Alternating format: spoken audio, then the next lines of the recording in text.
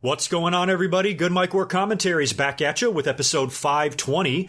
Feels like it's been a while since I've been up here to do a regular podcast episode with a Raw and SmackDown review. Things have been kind of shitty lately, and so a lot of my videos in recent weeks have been live streams or one-off episodes or pay-per-view reviews and shit like that. It feels like it's been a while since I've come up here and just given you guys a normal episode for me, but there's a lot going on in WWE right now. We are right off the heels of one pay-per-view, and we are 2 weeks away from another, and so WWE had to have a fallout from one pay-per-view and build a whole separate pay-per-view all in one set of TV tapings, and there was just a lot going on. So I knew this week I was going to be able to come up here and talk about the product like you guys are accustomed to. So in this episode, you're going to hear me briefly review Monday Night Raw and SmackDown. I'll talk about some of the major things that we saw go down, because we did see a lot go down, and Survivor Series is really shaping up. Within 1 week of TV here, we have the majority of this card booked. Probably about 80% of it is done. So we'll get into the entire Survivor Series card, talk about Raw, talk about SmackDown, and probably talk about a lot more moving forward as it relates to the WWE product. We have Royal Rumble on the horizon, and of course WrestleMania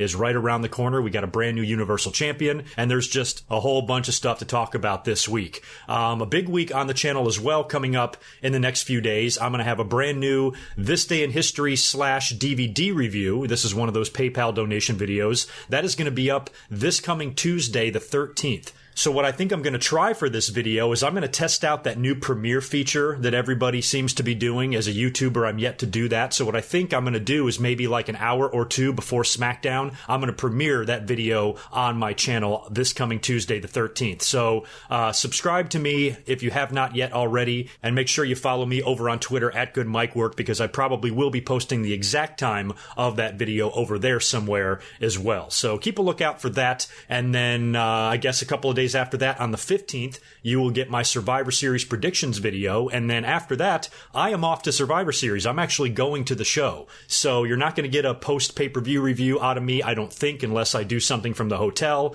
or in my car, on my phone. I really don't know how I'm going to handle Survivor Series weekend yet, but I will be home on Monday, and provided I'm not too hungover from the weekend, I'll be up here live streaming to Monday Night Raw after Survivor Series like I normally am. So that's kind of the plan right now. Also coming in the month of November, I don't have a date nailed down for these videos yet, but I do have 2 Patreon videos in the works as well for a couple of really awesome guys, Claudio and John. Their videos should be done in the next couple of weeks and will be up on the channel as well. So even though I'm going to Survivor Series, there's still a lot of stuff coming to my YouTube channel in the next couple of weeks. Like I said earlier, I would really appreciate it if you did subscribe if you have not yet already. We are eyeballing 24,000 YouTube subscribers, so 25K is right on the horizon. So I'm thinking in the next couple of weeks, we can get up to 24,000. So if you can hook me up with a subscription, I would appreciate it. And make sure you click that like button. You guys have been awesome with the likes. I don't want to be too optimistic on this video. I want to keep it realistic. So why don't we just go for a simple 200 likes? Hook me up with 200 likes and I'll send you all a cookie in the mail.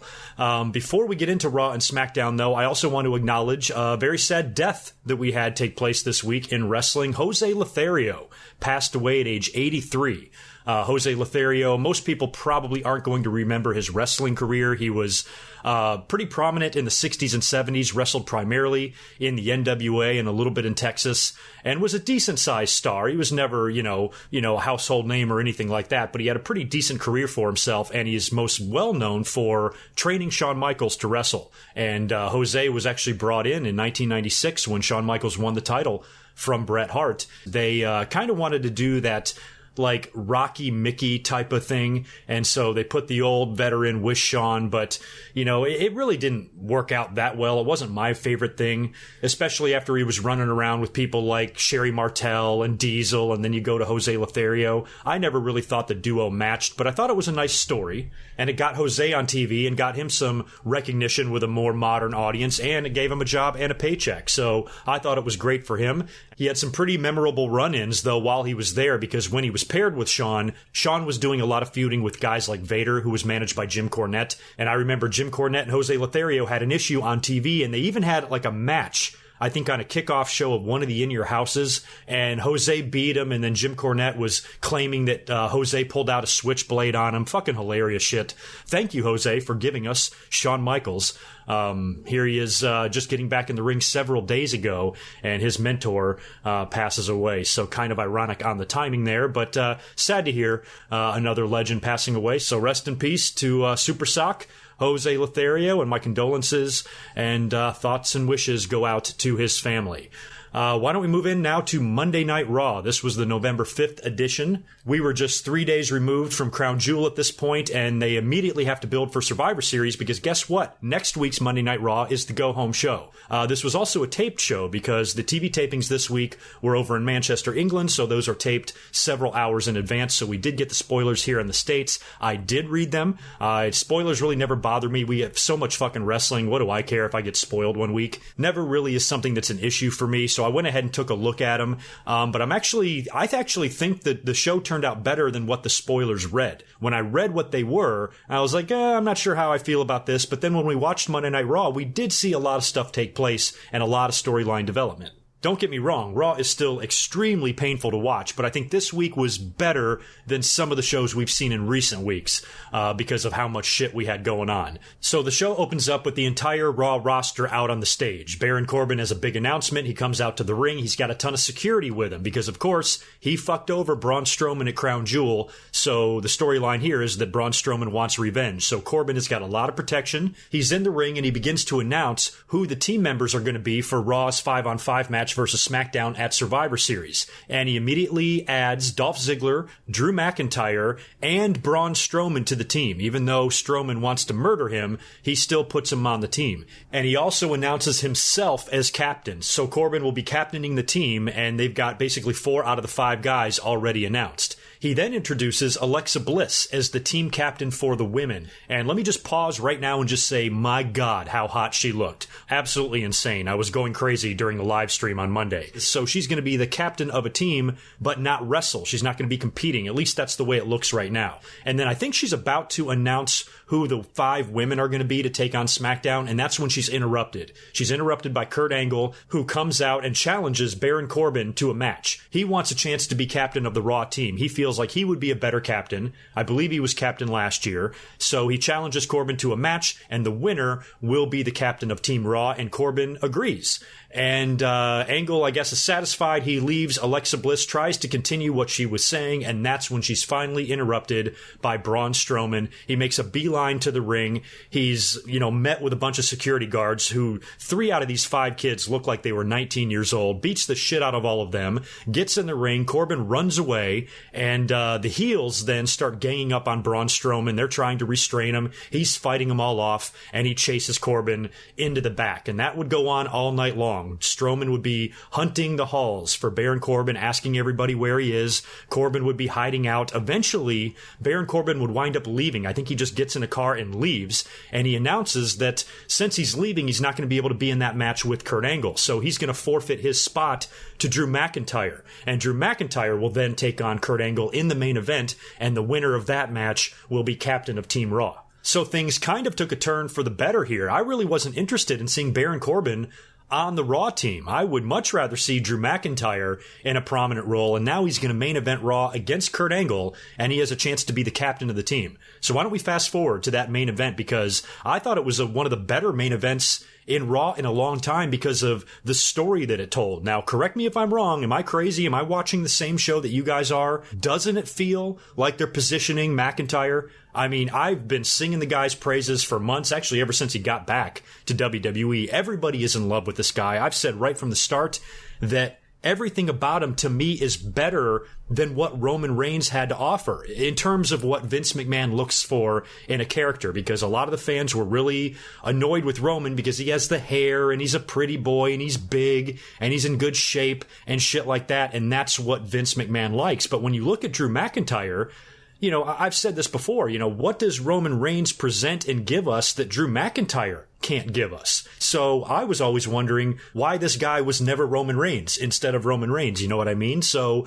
with Roman unfortunately falling ill, you got to do something now. You got to make one of these two guys on Raw. It either needs to be Strowman or it needs to be Drew McIntyre. And I really liked what I saw out of McIntyre on Monday Night Raw. That match with Kurt Angle, he not only angle slams Kurt Angle, but he taps Kurt out in his own finishing move. Puts the ankle lock on Kurt Angle, and Kurt taps out. And McIntyre was sadistic throughout the whole thing, talking shit to Kurt Angle, grabbing his face, just annihilating him. I mean, he was so dominant over Kurt Angle. And I'm like, this feels like it might be the beginning. Like if McIntyre ever becomes world champion, they're going to look back on this night as kind of where it all started. That's when McIntyre proclaimed, "I am here, motherfuckers, and I'm here to take that belt." And imagine if this thing culminates and ends with McIntyre defeating Brock Lesnar for the title sometime in the future. That means it began with a tap out of Kurt Angle and it ended with a victory over Brock Lesnar. So, I am a huge Braun Strowman fan.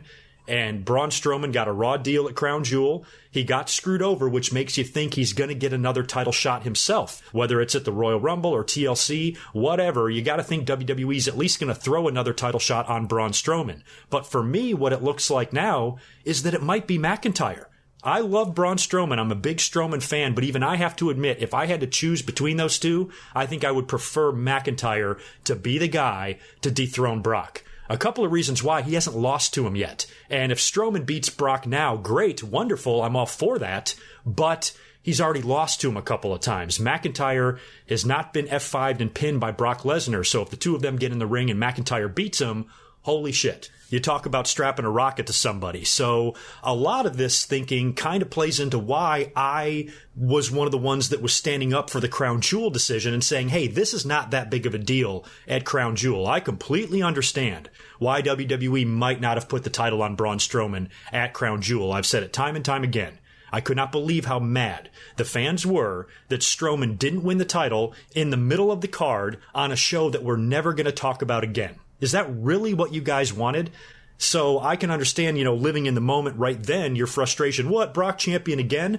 But if you think like down the road, Roman Reigns is gone, man. He's gone. What this means now, with Brock being the champion, someone else gets to be that guy. Someone else besides Roman Reigns gets to be the person to yank that title off of him. And that's going to be sweet when it happens. You might have to be patient and wait until WrestleMania. If another 500 days go by and this motherfucker is still champion and he's keeping this belt warm for Roman Reigns, then yes, I will be just as mad as everybody else. But if I'm thinking end result here, I'm thinking WrestleMania or Royal Rumble, but it could stretch into WrestleMania, most likely will at this point. We got to be honest with ourselves. So if Brock is going to take that title into WrestleMania and lose it to somebody, who do you want to see him lose it to? Would you like it to be Braun Strowman, or would you like it to be Drew McIntyre? So when I didn't have a problem with Brock winning the title, it was because what I was envisioning later on at WrestleMania. So let's say that everybody agrees Drew McIntyre should be the next champion. Drew McIntyre should win the belt at WrestleMania. What would you prefer?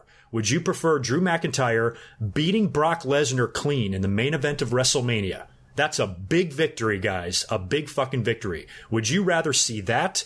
Or would you rather see Strowman beat Brock for the title, let's say at the Royal Rumble, and then drop the title to Drew McIntyre at WrestleMania? That wouldn't be necessarily all bad, but I think I would prefer option A. Drew McIntyre defeating Brock Lesnar instead of Brock dropping it to Strowman and then Strowman dropping it to Drew. You know what I mean? That's too much dropping. I'd rather just have a big statement victory, that's really going to elevate somebody's career. Now, that's provided they do all of this. If WWE fucks all this up and SummerSlam rolls around and Brock Lesnar is still fucking Universal Champion, then I promise you I will be every bit as angry as anybody out there. But for immediate purposes, I'm okay with this provided the end result is somebody like Drew McIntyre being made at the expense of Brock Lesnar.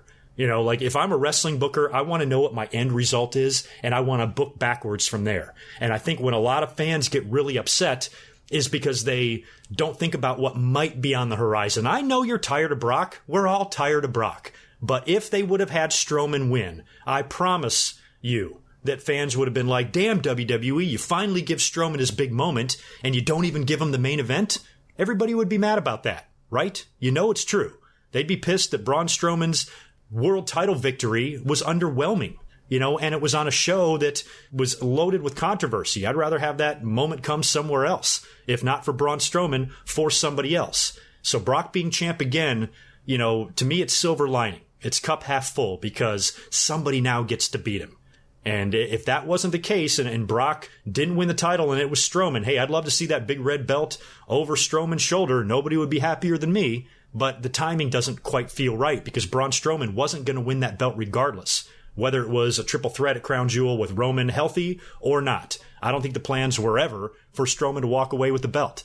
So provided this is something for Drew McIntyre in the future, then I'm going to be all on board with that decision because I really liked what they did with Drew McIntyre on Raw.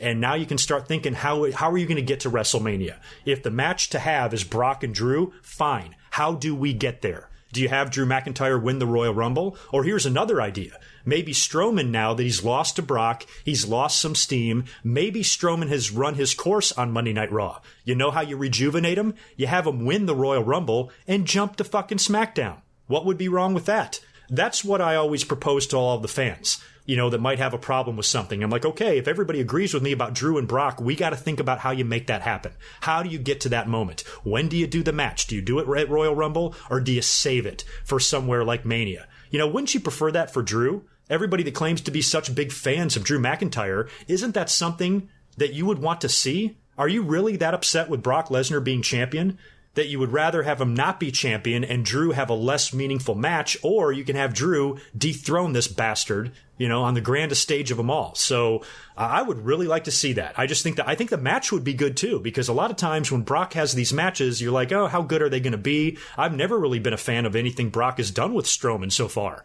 but I think Drew McIntyre and Brock Lesnar can have a good match. I mentioned all of his potential challengers. One guy I would love to see win the world title again is Seth Rollins. He was busy on Monday Night Raw. He came out to cut a promo with both Raw tag team titles wrapped around him as a big necklace.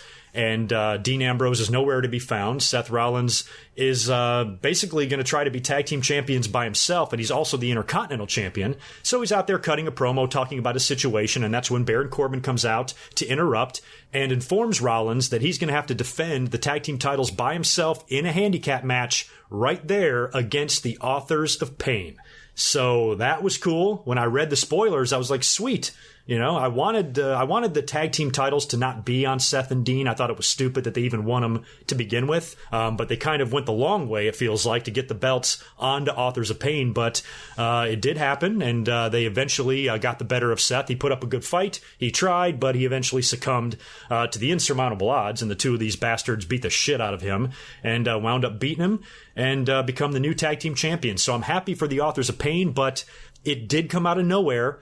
I mean, they didn't build him. Well, I take that back. They have been building him a little bit better since Drake Maverick joined them. It has been their goal to win the tag team titles. But this particular title shot just kind of seemed like it came out of the blue, like they decided that day at lunch. Seems like it was kind of a split-second decision, which is fine. I'm not saying it's going to be a failure, but the Authors of Pain are monsters. They're ass-kicking machines, right?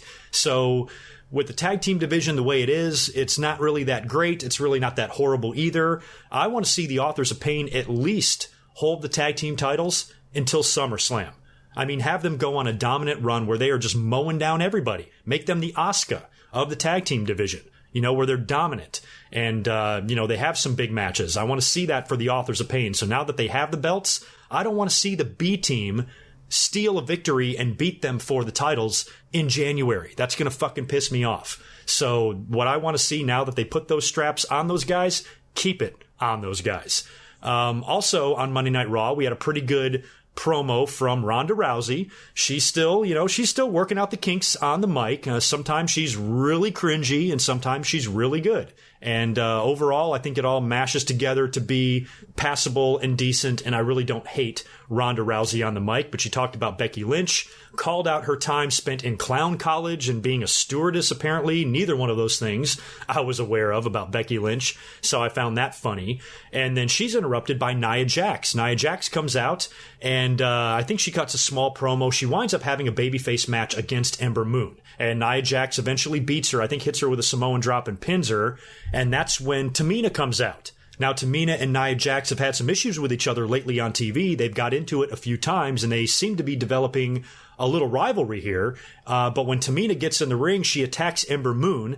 Nia Jax kind of looks upset or concerned at first for her, quote, friend, but then winds up kind of smiling and joining in on the attack on Ember Moon, and then she gives a big hug to Tamina. So Nia Jax not only turns heel on Monday Night Raw, but she teams up with Tamina. More evidence the WWE is probably going to be giving us a women's tag team title sometime in the future. We've seen a lot of these type of alliances pop up, and now Tamina and Nia Jax are together, and I like it. And I mentioned in the Raw stream on Monday night that they remind me of, and I swear I do not mean this in a derogatory way at all. I mean this as a compliment.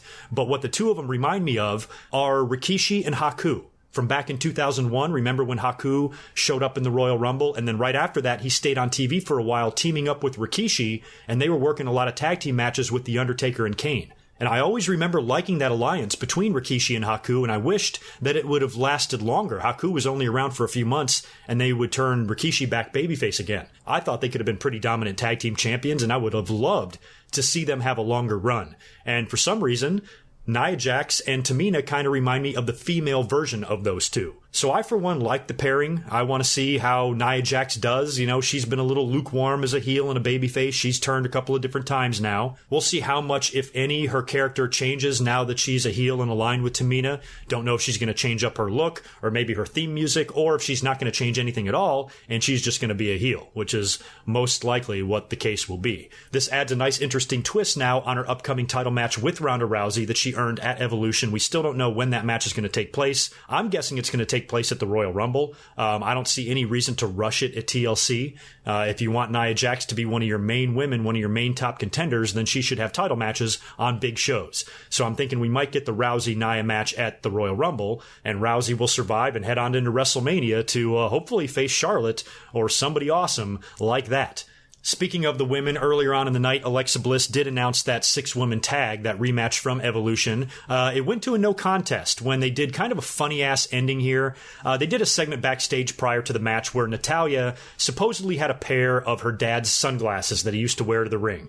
And she put them on, and they looked exactly like the type of glasses Jim wore, but I seriously doubt it was his actual glasses.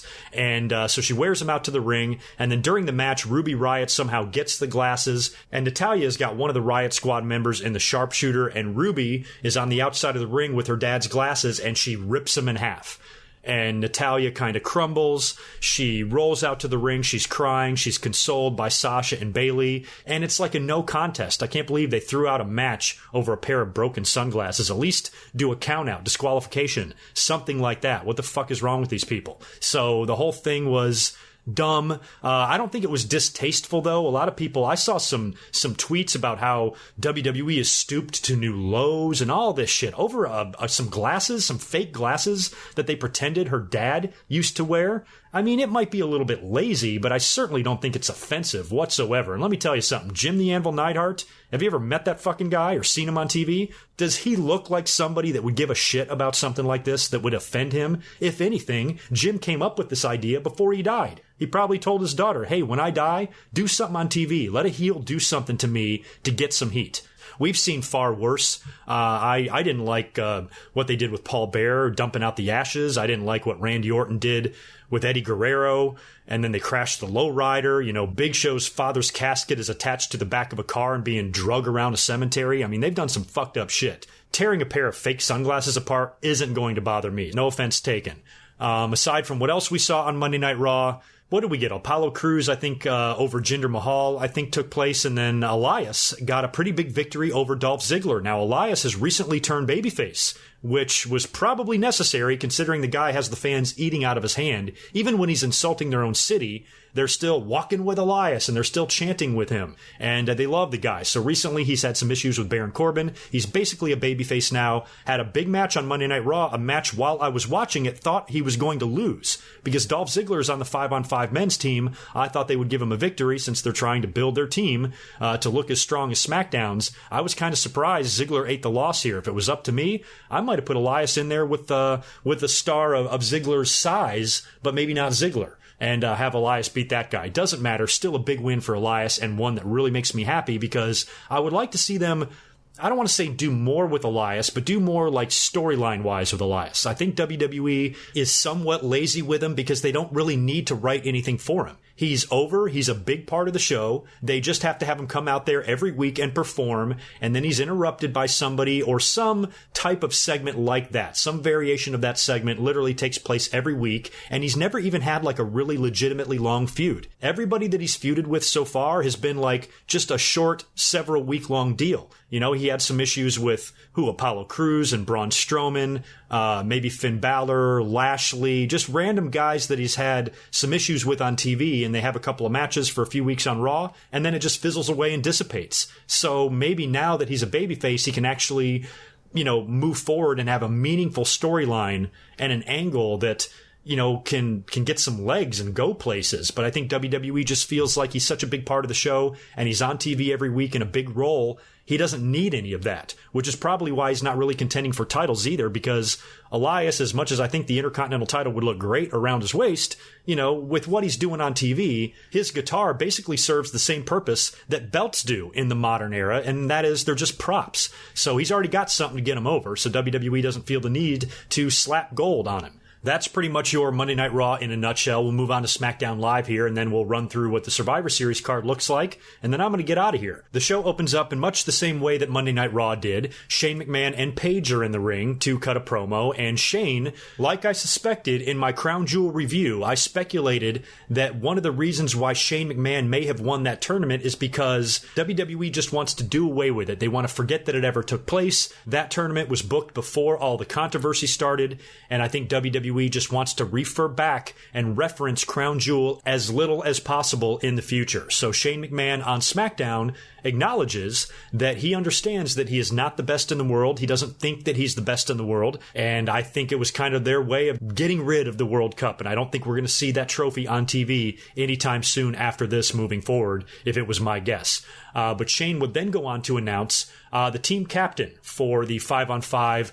Raw vs. SmackDown match at Survivor Series, none other than Daniel Bryan. Daniel Bryan comes out to the ring, thanks Shane and Paige for the opportunity, and that's when The Miz comes out. The Miz is upset. He wants to be captain too. Runs through his reasons why he should be the captain, and Shane McMahon agrees and changes his mind to making it co-captain. So now Daniel Bryan and The Miz are going to have to co-captain Team SmackDown. It lacks a little bit of storyline logic. It does every year because you always have the GMs of each show, vowing to be the better brand. And they're trying to motivate their talent. And they're trying to put together the best team possible to defeat a team on the other side. But they're not using their head when they put these teams together. They're putting people on the same team that are in the middle of bitter feuds. The Miz and Daniel Bryan hate each other to the bone. Braun Strowman on Raw wants to murder Baron Corbin, and Strowman doesn't even get along with the current captain of the Monday Night Raw team, Drew McIntyre, either. So if you really want to build a team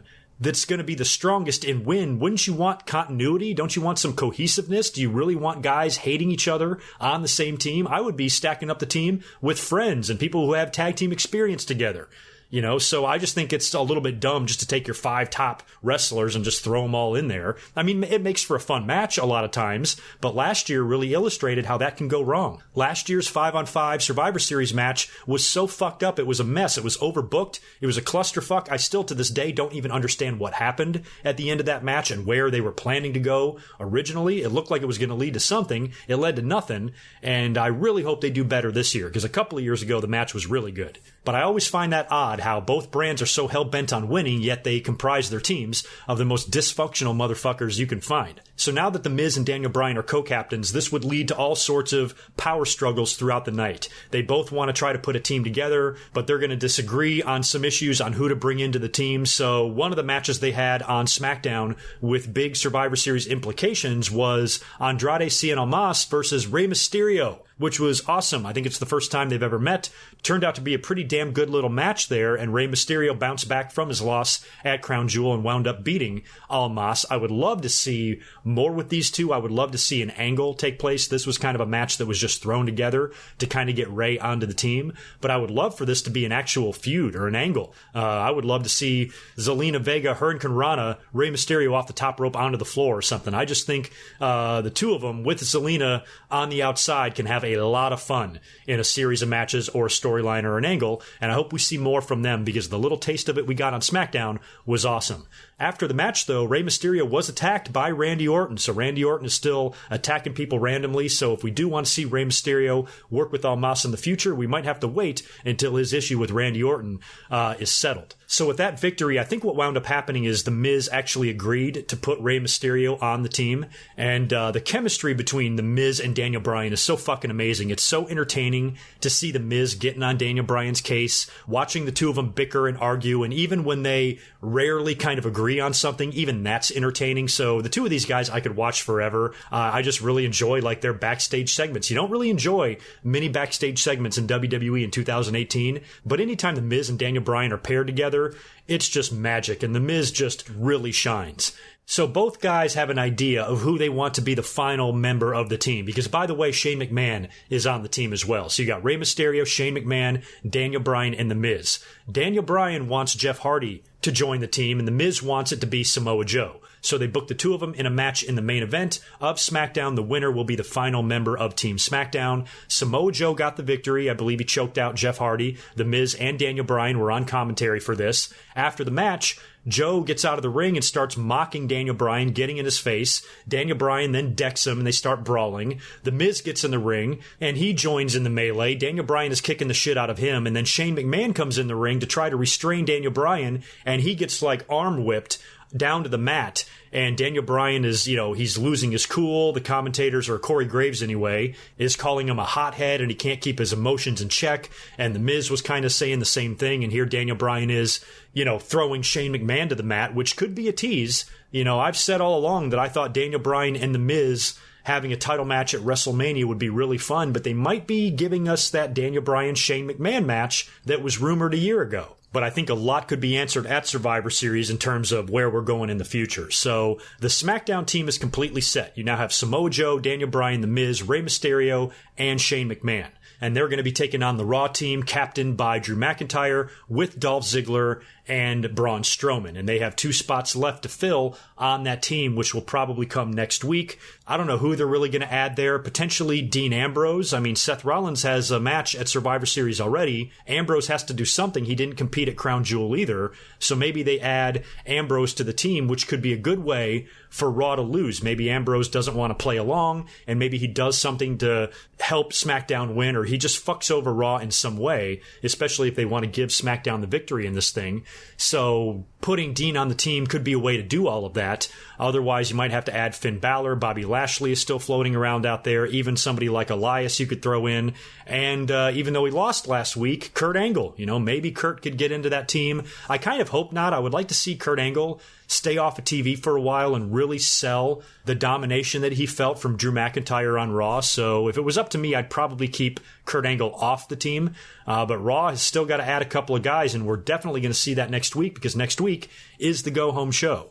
Let's talk about the women. We had some really fun and exciting news taking place on SmackDown Live, and that is the debut of Nikki Cross. How fucking great was this? What a perfect place to bring her in as well, right? In Manchester like that.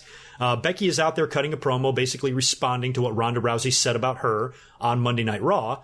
And she eventually, gets so worked up in her promo that she challenges any woman to come out there and fight her in the ring right then. I like her new catchphrase, how she's calling herself the man. I mentioned on Twitter that she's the hottest man that I've ever seen. That's for sure. But she gets so worked up that she challenges anybody to come out. And that's when Sanity's music hits. And they come out first and they point to the entranceway, and out comes Nikki Cross. What a pop. Gets on the mic, says, "I'll play with you, Becky. I'll play with you." She's completely batshit insane, and I love everything about her. Becky was like, "All right, fine, you little crazy bitch. I'll take you on." The two of them have a little match. Nikki winds up tapping out to the disarmer, which is fine. I thought it was a hell of a little debut for Nikki Cross. I think it's funny how she kind of showed up on Monday Night Raw when they made that Evolution announcement, and she was just standing on the stage randomly. I thought that was so subtle and so awesome that she just did that, and there was no explanation. So she was initially split from Sanity because they were moved up to the main roster before her. She stuck around in NXT, which I also defended. offended, but I did understand that she was a big part of Sanity, and to see her on the SmackDown brand reunited with those guys was great, and I hope it's a regular thing.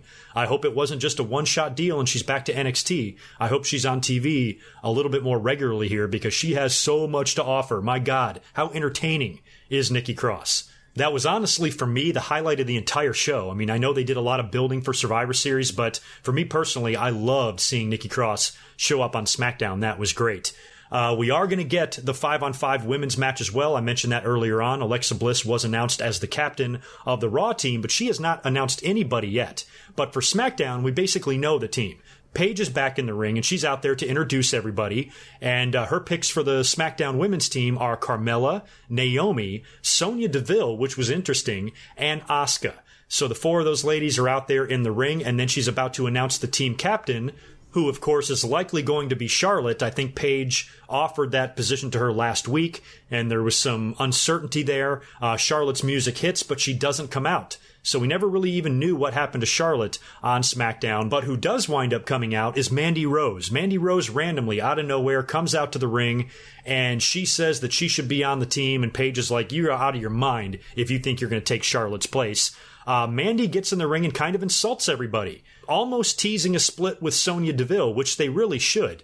They were thrown together as the Absolution faction, but almost immediately upon their debut, Paige is injured and she has to retire. So Absolution is no more. They move them to SmackDown. They've stayed kind of a team, and they remained affiliated with each other, but why? They haven't done anything. They've been virtually invisible on the SmackDown brand. So for me, this is good. It's a good way to kind of get them away from each other. And Mandy Rose handled herself pretty well on the mic. She came off as a stuck-up bitch pretty well. She had nasty things to say about everybody. She got in everybody's face, told everybody that Sonya was her girl, but still didn't know why Sonya was chosen over her. That's probably because Sonya doesn't suck. But then she would go on to get in Naomi's face. Finally, Naomi had enough. And what is going on with Naomi? There are so many levels to her outfit and what she wears to the ring. I mean, there's just so much going on with her. It almost gave me a fucking seizure. But eventually Naomi is tired of listening to Mandy Rose's shit. She knocks her out and all the girls start kind of fighting with each other. And that's kind of where it ended. So to me, this looks like they're just going to start developing Mandy Rose a little bit more, maybe setting her off on her own. And same thing with Sonya Deville, because the two of them are nothing alike. They really have no business being together anyway. I'm fine if you want to keep them together, maybe for the women's tag team titles. When those finally debut, you're going to need as many teams as you can get. But they don't even match. The Iconics are much better together. They feel like a team. Mandy Rose and Sonya Deville never felt like a team. So I'm glad that at least they're trying something. At least if this does turn out to be a split between the two, that means they're going to feud with each other, which, ta-da, is a storyline direction. Something that they've had absolutely zero of up until this point. The creative team needs to start writing shit for you, and it's kind of nice to see that they might actually be trying. It'll probably fail, but hey, at least they're trying, right? So provided Charlotte doesn't do some last-minute back out here and we actually do get Mandy Rose captaining this team, which would be fucking insane, I guess it is going to be Carmella, Naomi, Sonya, Asuka, and Charlotte taking on 5 women from Monday Night Raw. Probably Nia Jax and Tamina might be 2 of those 5. We're probably going to get Sasha and Bayley and Natalya. It'll be something like that, most likely at the Survivor Series. And we're also going to get the tag team match. I don't remember. Did we get this last year? I don't even remember. But we're going to get a 5-on-5 tag team match as well, which is basically a 20-man tag. 5 teams from Raw, 5 teams from SmackDown. Now, what I find stupid about this is that there's only 5 teams on each show, maybe even less than that. So on SmackDown, they had a tag team match between the Usos and the New Day. The winner would be captaining the SmackDown team. The Usos picked up the victory in a pretty good little match. I mean, it's a very storied rivalry between those two teams. They've had a lot of history together. After the victory, they get on the mic and they show respect to the New Day. And they say, hey, we've had our wars over the years, but no matter how much we've wanted to kill each other, we've always respected you, and we want you to be our number 1 pick to be on the team. So the Usos, upon becoming captains of the team, they pick the New Day first to join them. They do a handshake, a hug, show respect at the end, and all that was great. But what's funny about this is that the Usos are selecting the New Day. Guess what, Usos? You're going to select everybody, because there's not that many teams on SmackDown. On the SmackDown side of things, what are we going to be looking at here? Who are the teams on SmackDown? The Bar are champions, and they're going to be having a match with the Authors of Pain at Survivor Series, so they're out. So that leaves you with Gallows and Anderson, Sanity, and probably the Colognes. I don't know what Breezango is doing, or I think they're Raw guys anyway. One of them's injured. I don't know if you even really need to bring up a tag team from NXT at this point. If you want to bring up Undisputed Era, I don't know. But it seems to me it's going to be the Usos, the New Day, Gallows and Anderson, Sanity, and the Colognes taking on 5 Raw teams. But over on Raw, we only have the Ascension, the Revival, the B Team, Chad Gable, and Bobby Roode. And who else? That's 4 teams. We need one more. That's probably why we saw the Lucha Party show up on Monday Night Raw randomly from 205 Live when no other 205 Live guys are ever on the show, and they were probably brought to TV just so they can be a part of this Survivor Series match. If it's not going to be Lucha Party, then you might be talking about Bray Wyatt and Matt Hardy. There has been some talk that Matt Hardy's retirement may have just been some time off to nurse some injuries. Maybe he comes back. Luke Harper is still without a tag team partner after Eric Rowan's injury, so maybe he reforms his alliance with Bray Wyatt. I would love to see some surprises on this Survivor Series and maybe even in this match. So when you're thinking about the 5-on-5 tag, it does leave you with some possibilities for some potential surprises. Or WWE won't surprise us at all, and the match will just be the curtain jerker on Survivor Series. Who knows? So let's look at the Survivor Series card now. Here's how it is shaping up. We've got AJ Styles versus Brock Lesnar, Becky Lynch versus Ronda Rousey, Seth Rollins versus Shinsuke Nakamura, the Authors of Pain taking on the Bar. We've got the 5-on-5 tag team match, which I just talked about, on SmackDown with the Usos and the New Day announced so far, and they'll be joining 3 teams to take on 5 teams from Raw. We've got the 5-on-5 women's match, Carmella, Asuka, Naomi, Sonya Deville, and most likely Charlotte taking on 5 women from Raw. And then we have the 5-on-5 men's match on the SmackDown side of things. The team is full. Co-captains The Miz and Daniel Bryan will be teaming with Shane McMahon, Samoa Joe, and Rey Mysterio to take on Team Raw, captained by Drew McIntyre, teaming up with Dolph Ziggler, Braun Strowman, and 2 more members to be announced. So we'll probably get that, or we will get that, this week on Monday Night Raw, and throw out who you think will be the final 2. I mentioned some possibilities earlier on, but right now, the Survivor Series card looks fun. You know, one thing about the Survivor Series is you don't have a lot of issues on TV that build and lead to these matches. Survivor Series has basically just turned into a brand supremacy show. So at least the timing is good because there was really no time to build any issues on TV since we just had Super Showdown, then Evolution, and then Crown Jewel, and then 2 weeks later we're into Survivor Series. So if ever you're going to have a card where the matches are just thrown together because people happen to be champions, then this is the card to do it on. So I'll be there live in LA. It should be fun to see, and I'm hoping for some really good wrestling, and I'm probably looking most forward, believe it or not, to Becky Lynch and Ronda Rousey. I would even just throw out there and suggest possibly maybe putting this match in the main event. Why not? I've mentioned the possibility of Ronda and Charlotte main eventing WrestleMania. Why not have Ronda and Becky Lynch do it here at Survivor Series? I think it would be fun. So I think the card is shaping up okay, and provided that the matches are good, I think this show will hold up just fine come November 18th. So that's pretty much going to wrap it up for this episode. I also do want to mention the Triple H injury. I think I was so busy during Crown Jewel, only kind of half-ass watching it, I didn't even notice his injury during the match. Didn't even mention it in my Crown Jewel review.